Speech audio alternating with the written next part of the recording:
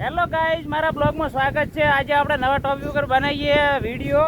આજે આપણે ફાઇનલી ડુંગળી ઉખાડીએ અને ઓર્ગેનિક આપણે ડુંગળી વાવી હતી એના ઉપર આપણે આખો વિડીયો બનાવીએ। કેવડા ગોઠિયા નીકળે ને કેટલી ડુંગળી નીકળે છે એટલે તમે મિત્રો વિડીયોમાં બન્યા રહેજો ને લાઈક કરજો મિત્રો, શેર કરજો ભૂલતા નહીં, બરોબર ને? એટલે અત્યારે હાલ તમે વિડીયોમાં બન્યા રહ્યો। આપણે જે આ ડુંગળી બરોબર ને, એટલે અત્યારે જેટલી ઉખડે એટલે આપણે પેલો કાપડી કરી નાખીએ, કાપડી કરીને પછી કોદળે ધીરે ધીરે ઉખાડી નાખીએ મિત્રો। તો વિડીયોમાં તમે મિત્રો બન્યા રહેજો।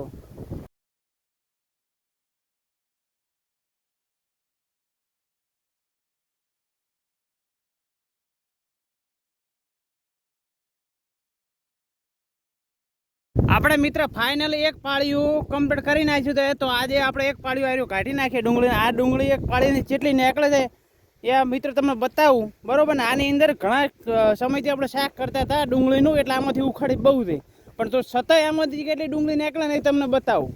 એટલે ઓર્ગેનિક વસ્તુ છે ને, આપણે ઘરે ખાવા માટે આખો 8 મહિના સ્ટોર કરીએ તો ચાલે। સૂટિયાને નાખી દઈશું ઓયડીની અંદર એટલે બગડશે ને કશું નહીં થાય। એટલે મિત્ર તમે વિડીયો બન્યા રહ્યો, હું જેટલી આમાંથી નીકળે જાય તો મને રિઝલ્ટ પછી આલું। અને થોડો આજે પવન થાય તો થોડુંક એડજસ્ટ કરી લેજો, આજે બહુ અતિશય પવન થઈ।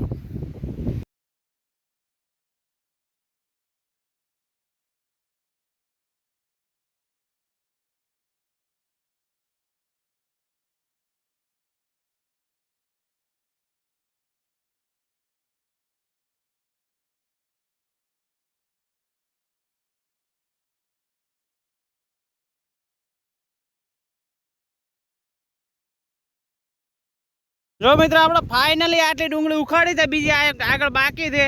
તમે જોઈ શકો ગોઠિયા આપણા જો છે ને બાકી, કલર બીજો જોઈ દો, શાઇન મારે ને એકદમ।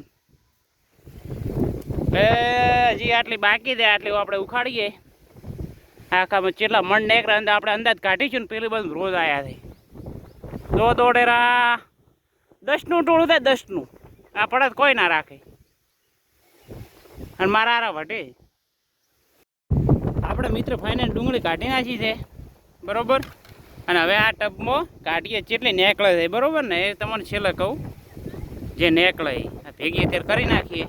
અને થોડો વાયરો ખૂબ જતી છે। ફાઇનલી મિત્ર આપણે આટલી ડુંગળી નીકળી છે ને, આ બાજુમાં આટલી લેવાની બાકી રહી છે, એટલે અંદાજે આ 10 કિલો હશે।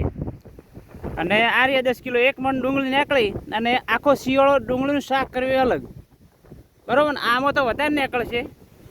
આપણે એક જ ચેરો ખાલી લીધો છે અને આપણે ભીંડી વાવી હતી અત્યારે શાક આપણે લઈ લઈએ। એક શાક અત્યારે થઈ જશે ફાઇનલી 2-3 કિલો નીકળ્યા હતા ભીંડા, પણ આપણે એક શાકનું રાખીએ એટલે કાર્યક્રમ દિવસે કોમ આવશે, એટલે રાગી આપણે બીજા 3 દિવસે શાક ભીંડીનું પણ થાય।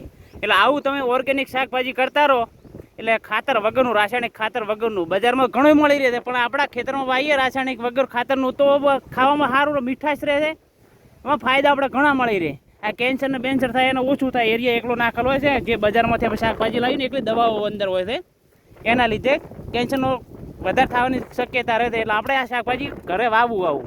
બસ આટલો વિડીયો મારો હતો। વિડીયોમાં સારો લાગ્યો હોય તો લાઈક કરજો મિત્રો, શેર કરજો ભૂલતા નહીં। બસ હવે આગળના વિડીયોમાં આગળ આપણે મળીએ।